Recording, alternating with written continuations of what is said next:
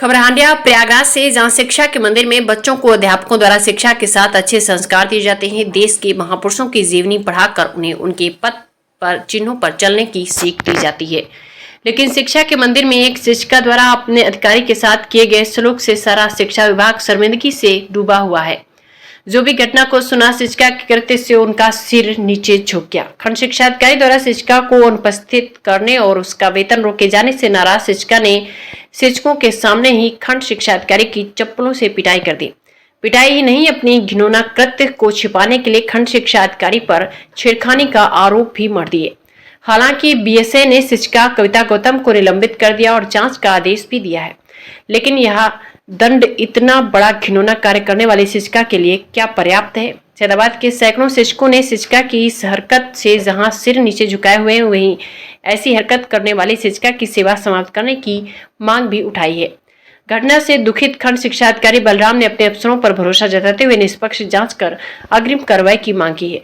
शिक्षिका और उसके दबंग पति द्वारा खंड शिक्षा अधिकारी ही नहीं, अन्य शिक्षकों पर भी छेड़खानी और मारपीट की घटनाएं लगा चुके हैं। हांडिया से एसके सिंह पटेल की रिपोर्ट। रहे हैं तो आप लोग पढ़ाते क्या हैं? तो उनका जो जवाब था बहुत ही निंदनीय था। उन्होंने कहा कि मैं तो ऐसे ही पढ़ाऊंगी, जो भी कार्रवाई आपको करनी हो कर लीजिए। मैं तो स्तब्ध रह गया कि ये क्या कह रही हैं मेरे प्रश्न के उत्तर में। फिर मैं कुछ नहीं बोला। फिर मैं कक्षा 4 को देखा, कक्षा 5 देखा, फिर मैं जूनियर कार्यालय में आ गया। वहाँ जो कार्मिक अभिलेख होते हैं, अध्यापक की उपस्थिति रजिस्टर, वो मैं देखा। और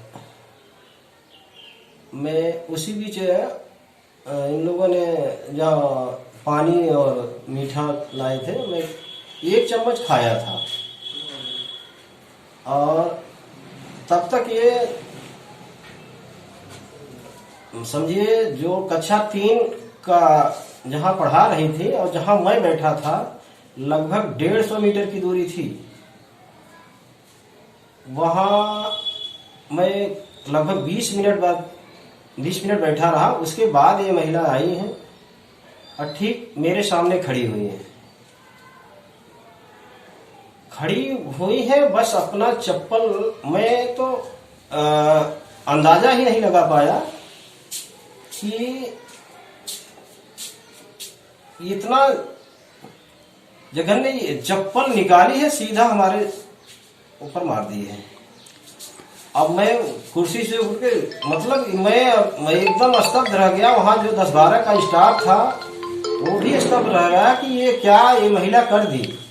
उनके खिलाफ जो कार्रवाई हुई है, उससे आप संतुष्ट है कि और कार्रवाई होनी चाहिए उसके? नहीं, इतना ये सस्पेंशन तो एक मतलब कि पहली कड़ी है। नहीं, जो बर्ताव किए उन्हें तो बर्खास्त कर देना चाहिए विभाग द्वारा। अब देखिए, ये तो डीएसए साहब के ऊपर है, गुणदोष के आधार पर।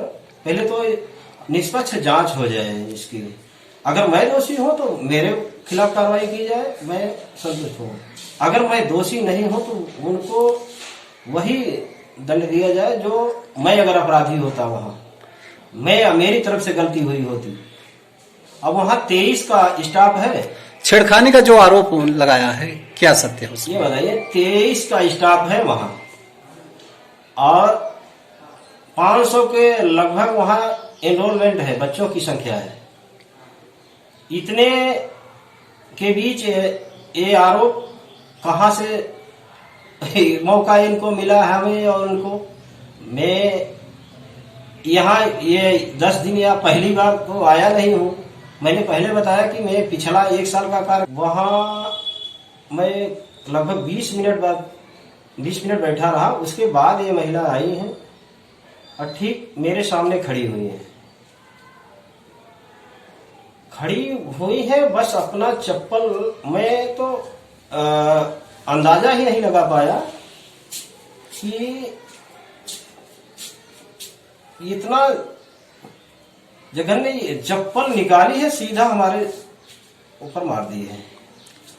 अब मैं कुर्सी से उठ के मतलब मैं एकदम स्तब्ध रह गया। वहाँ जो 10-12 का स्टाफ था वो भी स्तब्ध रह गया कि ये क्या ये महिला कर दी।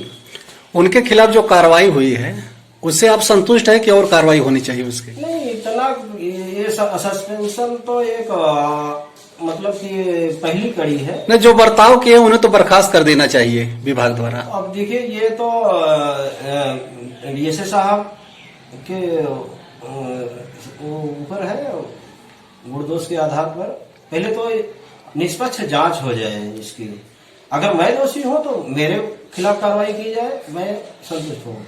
अगर मैं दोषी नहीं हूं तो उनको वही दंड दिया जाए जो मैं अगर अपराधी होता, वहां मेरी तरफ से गलती हुई होती। अब वहां 23 का स्टाफ है। छेड़खानी का जो आरोप लगाया है क्या सत्य है उसमें? ये बताइए, 23 का स्टाफ है वहां और 500 के लगभग वहां एनरोलमेंट है, बच्चों की संख्या है। इतने के बीच ये आरोप कहां से मौका इनको मिला हमें और उनको। मैं यहाँ ये 10 दिन या पहली बार तो आया नहीं हूँ। मैंने पहले बताया कि मैं पिछला 1 साल का कार्यकाल रहा, यहाँ 3-4 महीने से हूँ। दूसरे ब्लॉकों में, जिले के दूसरे ब्लॉकों में भी मैं रहा हमारा 2 साल उरुआ का कार्यकाल मेरा रहा। कहीं से भी अगर इस तरह के मेरा नेचर होता तो कहीं तो ये उभर के आता शैतानीपन। लेकिन आज तक तो कहीं से किसी भी पर्सन द्वारा इसके यही नहीं किसी प्रकार की मेरे खिलाफ शिकायत नहीं हुई। तो आप अंदाजा लगा लीजिए कि मैं इतने दिनों बाद इतना परिवर्तन कहां से हमरे में आ गया, इतना शैतानीपन। वहां जो चाहे कंट्रोलर बालक दास हो, चाहे वहां के सहायक अध्यापक हो, उनके साथ भी अभद्रता का व्यवहार इनके द्वारा किया गया है। ये जो आरोप हमारे ऊपर लगा रही हैं, ये आरोप उन लोगों पर भी लगा चुकी हैं। और इनका जो पति है वो बहुत ही लड़ाकू प्रवृत्ति के हैं। ये जरा सा भी फोन करती हैं तो वो मौके पे पहुंच के 4-6 लोगों के साथ पहुंच के वहां बदतमीजी किए हैं। एक बार नहीं, कई बार किए हैं। हमारे पास इसकी भी शिकायत आई है। अगर आपको विश्वास न हो तो हम नंबर दे रहे हैं वहाँ के हेडमास्टर का। पर भी कुछ आरोप लगे थे जी। पूर्व में उन्होंने 1090 पर फ़ोन करके मेरे ऊपर आरोप लगाया था कि मेरे पास अश्लील वीडियो और मैसेज भेजते हैं, जबकि मैंने कभी उसका नंबर भी नहीं लिया और सेव भी नहीं किया। और 10 नंबर डायल करके 1090 डायल करके उसने जो है फ़ोन सेव किया वहाँ पर, और वहाँ से पुलिस द्वारा इंक्वायरी हुई। मैंने बताया, अपना नंबर उनको दे दिया। हमने कहा सर इस पर आप चेक कर लीजिए, मैंने इस तरीके की कभी कोई घटना नहीं की। और वो जो है इसी तरीके से सभी के ऊपर वो उसका एक बचाव का तरीका हो गया है कि कोई बचाव का तरीका ना हो तो आरोप लगा दो दूसरे के ऊपर छेड़छाड़ का, और उसको अपनी बेइज्जती तक का भी वो ख्याल नहीं है कि मेरी भी बेइज्जती होती कि नहीं होती है, और दूसरे के ऊपर केवल जो है। और कुछ लोग इस पर जो है राजनीति भी कर रहे हैं। एक भी ना संघ के लोग, ना कोई अध्यापक विद्यालय में ये भी पता नहीं करने आया कि हमारे बीओ के साथ क्या हुआ उस विद्यालय में। ये इसकी जानकारी लेने भी कोई नहीं आया कि सच्चाई क्या है। और व्हाट्सएप पर लिख करके पता नहीं क्या अनर्गल बातें भेज रहे हैं। जी, दयाराम सिंह, सहायक अध्यापक।